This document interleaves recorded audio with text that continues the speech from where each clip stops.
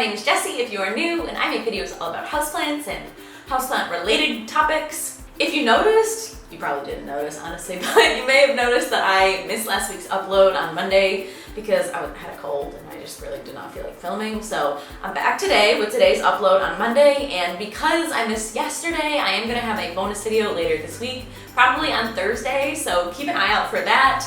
I'm gonna have a little extra video for you this week, so I'm sorry that I missed last week. But I'm feeling much better, and I'm so excited about today's video because today we are going to be talking about one of my favorite plants in my entire collection, like hands down period ever, and that is a variegated string of hearts. So in today's video, we're going to be covering all of the specific care needs for this plant right here and kind of talk about how these guys differ in their care needs from their sister, brother, cousin, the regular string of hearts, because there are a few little tweaks that I make for this variegated version as opposed to the regular string of hearts that I have. And we're going to talk about that. We're going to talk about their soil needs and their humidity needs and their watering needs and everything you need to know for keeping one of these guys happy and healthy. So let's get into it. Okay, the first thing is, you may be like, Jessie, that is a very small plant, and why should I trust you if you only have a very small variegation of hearts and not a big, gigantic, trailing, gorgeous one? And the reason for that is that I moved. You probably know if you've been on this channel, but I moved recently from Buffalo to Seattle, so I had to cut back like a ton of my plants to fit them into bins. So I originally bought this plant 2 years ago as a very, very small 2-inch plug. I've been able to grow it out now to about 4 inches or so, and I've cut it back several times to make, I think, 3 or 4 separate plants from it in the last 2 years that I've had it. So it has grown very well for me. It's been very prolific. It's just a little bit small right now because I had to cut it for the move. But you can see it is starting to finally trail again. And now that we're in like a stable environment, I'm going to really go for like getting it to be very full and long and lush. But never fear, I have a lot of experience with this guy over the last 2 years of propagating it and making it happy. So I feel like I'm a lot of knowledge to give you on this plant. So let's get into that. First, we're going to talk about soil because I think that's just kind of one of the easier things to cover. Very quick, not a lot of information about it. The only thing that I'll say about their soil needs is that you want it to be a super chunky mix.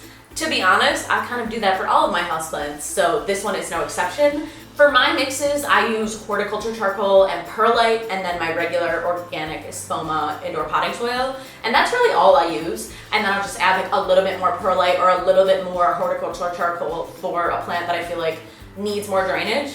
I'm not really one of these people that buys like a ton of extra amendments like cocoa coir or orchid bark or, I don't know, pumice. Like there are some people that make like really rich mixes of like a bunch of different stuff for their soil, and that's great. I just don't feel like it. So I just stick with those 2 extra amendments, perlite and horticultural charcoal. And I haven't had any plants with any issues yet. I haven't had root rot in a really long time, so it's working for me. That's what I have this guy in right here. It has a lot of extra horticultural charcoal and extra perlite than, like, let's say my Monstera Deliciosa next to me. This one can take a little bit more water. This one, I want it to be super well draining. The reason for that is because these string of hearts and also other string plants like the string of pearls and string of spades, other string plants, they have tubers. They grow like these little potato things in their soil, and the tubers can rot very easily. And so I want to make sure that their soil is never holding on to water because I don't want the little tubers to rot, because if the tubers to rot, then the whole plant just starts going downhill very fast. So very well draining soil is key to keeping these guys happy. That is going to bring us into the watering needs for this guy. So as I mentioned, they have these little ball tuber guys, and those things hold on to water, which means that you do not have to water this guy regularly at all. I would say, generally speaking, I probably water once every 3 to 4 weeks or so, but I wouldn't even use that. Don't use a time frame as a rule. You really want to use the texture and the feel of the leaves as your rule for watering. So for me, I always look and wait until the leaves are like very soft and floppy. So you'll see right now, if I hold this up, there are leaves here. You'll see if I go ahead and touch this leaf, the leaf is very firm. It bounces back, it doesn't fold in on itself, it's very firm still. So that is not gonna be a good time to water. This guy does not need water, and it's been about 2 weeks or so since this last watering, and it's still not ready to be watered. So you really wanna wait to water until you kind of press on the leaves, and the leaves sort of fold in on themselves, and they're very soft to the touch. Like they kind of feel almost like papery thin rather than being like firm and stiff. That's when you want to water. And I would not water before then because you're running the risk of giving them root rot, especially because these tubers like hold on to water in them. Like they're little, I don't know what you call it, like little cactus humps in there. So they hold on to water, so they don't need a lot of water. And if you have a very chunky soil mix, you'll be fine with watering this like every 4 weeks or so. Just give your little hearts a squeeze, see if they fold in on themselves or if they're still firm, and that'll kind of tell you when you need to water. The last thing I'll say about their watering needs is that you really want to make sure that you have a drainage hole when you have these in a pot. Some plants you can get away with not having a drainage hole, but for these guys, I really would not risk it. I would not put them in something that didn't have a drainage hole. When I want to water all the way down, especially if the leaves are soft, as I say, because you want to make sure that all of the roots are getting a nice soak. But then you want to drain out the water. You don't want the water to sit in there and rot the roots. You just want all of the roots to get some water, and then you want the water to flow out. So this pot right here has drainage on like the side, so I have to like tip the water out that way, but it's fine, it still works. But another really good pot to pot your string of hearts in would be like terracotta, because that pulls some of the moisture out of the roots as well. And terracotta normally have drainage holes, so that would be a good option for this. Or you could just keep it in their nursery pots, because nursery pots usually have like 6 or 7 holes on the bottom that drain really well, and that would work too. Next, we're gonna talk about their lighting needs. Now, string of things are technically, I believe, considered to be of the succulent variety. And so what that tells you is that you wanna have this guy in some really decent light. So thankfully, unlike some other succulents like echeverias or rose tail or, you know, like succulent-y succulents, you can get away with having these guys in more moderate light. So when I was back in Buffalo, I had this in like a north-facing window, which is the lowest amount of light as far as like window exposure. But I had it like super close to the window, like directly next to the window, so still getting like sunlight. And what I will say is it was fine. It lived. It didn't die. It did give me new growth. But now that I'm here in Seattle and I have this guy next to a west-facing window, I have it hanging in a west-facing window, it is doing so much better and so much happier.